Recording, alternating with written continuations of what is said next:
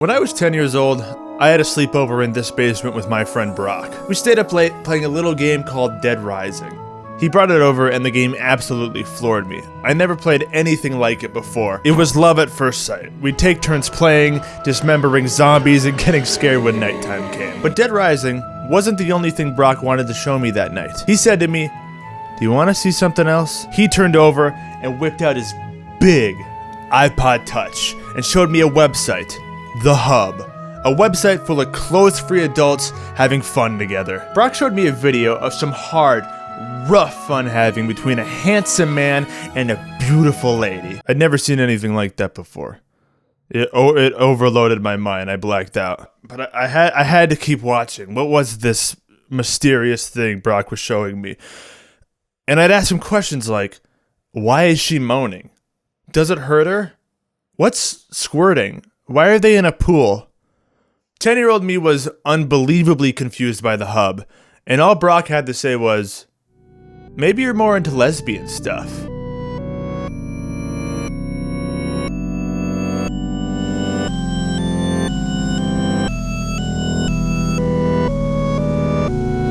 So yeah, that's how Dead Rising became one of my favorite games of all time. I think it's by far the best in the series. Yeah, we were 10 years old.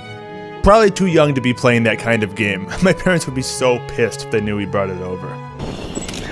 Fantastic. Everyone I tell that story to seems to have their own just like it. We were all children once, caught up in Bakugan and Ripstick and Fun Dip and whatever we were doing. And all of a sudden a kid bigger than you blindsides you and shows you adult content. When you're that young and you get shown something that dirty, you don't know what to do. You don't know if you should look away. You just can't comprehend it. It's too much, too quick. I mean, you're 10 years old. You're just starting to find girls, or boys, attractive. But you're only curious. You want to kiss a girl. You want to hold her hand. And that's just chapter 1 of discovering your sexuality. You're moving at a good pace, but then your friend Brock came over and showed you adult content on his iPod, and now you're on chapter 12 or 300, and you didn't know you could do that with a penis, and that's where boobs come from. It's not beautiful. You don't even think it's sexy. You're in an unfinished basement watching a 360p video of a girl rubbing another girl's like this. And Dead Rising is paused a yardstick away from you. I've covered wars, you know. Maybe I'm getting ahead of myself. How can I be mad at the Hub when I was playing Dead Rising, an M-rated game with gore, terrible amounts of violence, and there's even some suggestive themes in it? Honestly, I was probably just too young for both of these things as a kid, but I still believe the Hub had a much worse effect on me. Yeah, Dead Rising is violent and all, but all it really did was get me into zombie movies and dead malls. On the other hand, confused me since a young age, skewed my perception of beauty, brain fog, laziness. It's hard to tackle any of your problems after nutting too. It makes you tired. So when you get in the habit of watching the stuff that makes you insecure and then nutting to be tired, and you're a teenager, you're just like, and like, are you supposed? So yeah, Dead Rising was crazy for a 10-year-old, but was destructive. It would be absurd of me to say that all of my problems come from watching naked people do it on the internet. But it didn't help. It's not good for a grown boy. It's not oatmeal. Luckily, I kept my horniness pretty private. Stuck to the internet. Played Club Penguin, then I googled big boobs. But other kids that I went to school with, they wear their horniness on their sleeve. Now the stories I'm about to tell you, I'll let you decide if they're a result of internet sex brain, or is this just a product of growing up and being mad horny? Stop! What the hell are you doing? In middle school, I had friends who watched porn on their iPod Touch during class. They'd hide it under the desk and lean back, just watch hypnotized. And at lunch table, they discussed their favorite actresses. They'd compare photos and videos, share links, just review stuff. It was like the board of porn. But it was a 6th grade lunch table. They'd even talk about their girlfriends. I remember one day on the bus, Matt showed me a picture on his phone that was so zoomed in you couldn't tell what it was. And he was like, hey, do you know what this is? Of course I don't know, it's all pixelated. He slowly zooms out to reveal it was a nude picture of his girlfriend. He zoomed out from her pubic hair, her dark pubic hair, and then zoomed out to reveal a full-blown nude of a girl.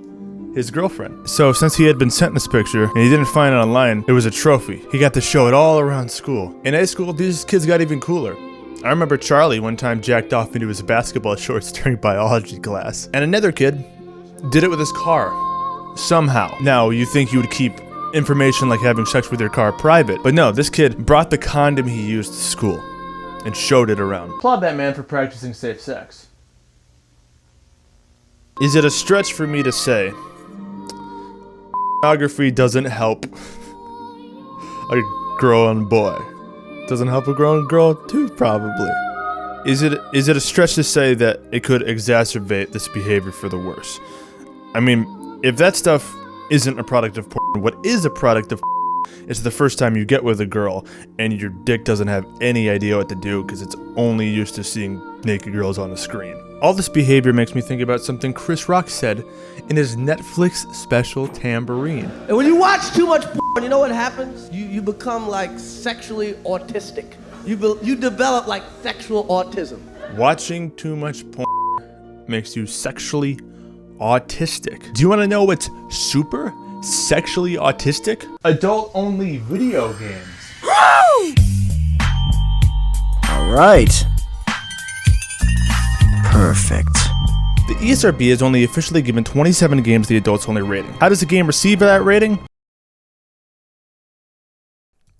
Blood and cum. I'm unsure what the threshold is to push a game into the AO rating, but when you see it, it kind of makes sense. The titles of these games alone are deserving of the AO rating. The Joy of Sex, Wet Sexy Empire, and my favorite, Sexy Games.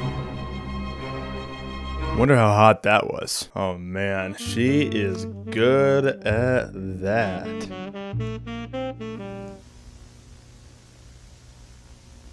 Are you hard? So if there are only 27 games with the adults only rating, what would you label all of these games on Steam that are constantly on the new and trending list? And it's not like there's one kind of adult game. No, there's visual novels, dating sims, Candy Crush, chess, Tetris, JRPG, furry games, VR dolls, shooters, survival horror, survival craft, streaming sim, college sim, cosplay dress up, and Hitler. Why are there so many Hitler ones? How is there a furry Hitler game?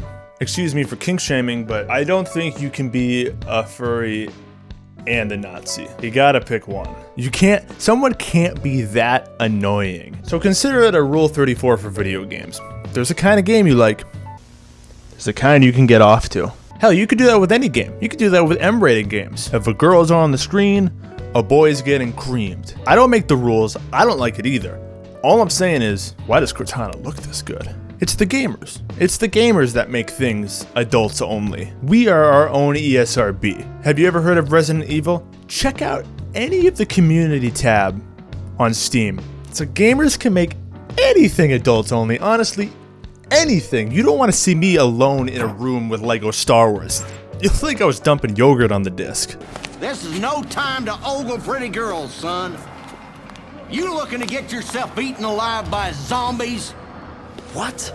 Is there a way to stop eternal horniness? Is there a way to calculate the effect porn has on a young mind? Can we tell when it's gone too far? I'm not sure. I'm not sure if we can prevent kids from drinking Belle Delphine bathwater. Does she still sell that, by the way? And I don't want the internet policed. I don't want to stop someone's sexual investigation. What am I trying to say? I'm trying to say we don't stop it. We can't stop it. We can only stop ourselves. I'm talking about self-discipline. I'm talking about having the birds and bees conversation. Don't let Brock introduce your son to boobs. I'm talking about 20-year-olds who limit their consumption. I'm talking about feeling shame. I don't think there's much we can do other than be aware of these problems. Dude, erectile dysfunction is on the rise. How ironic. So if we don't feel comfortable after watching,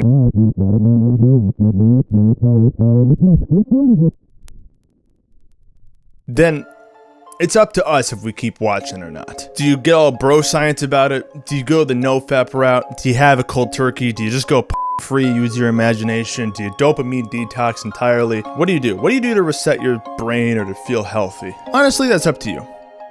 This is just an awesome discussion we had. I'm not here to control your life or anything. I just think you should feel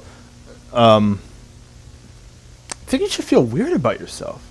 I feel weird about myself. It's about finding what's best for us. That's really what I want you to take away from this. That and, hey man, that's weird that we watched. That's weird. That's a weird thing to see at 10 years old, right? The last thing I should say is this. Mom, Dad, I know you watch my videos, but I told you not to watch this one. So I really hope you didn't watch this one. Have a good night.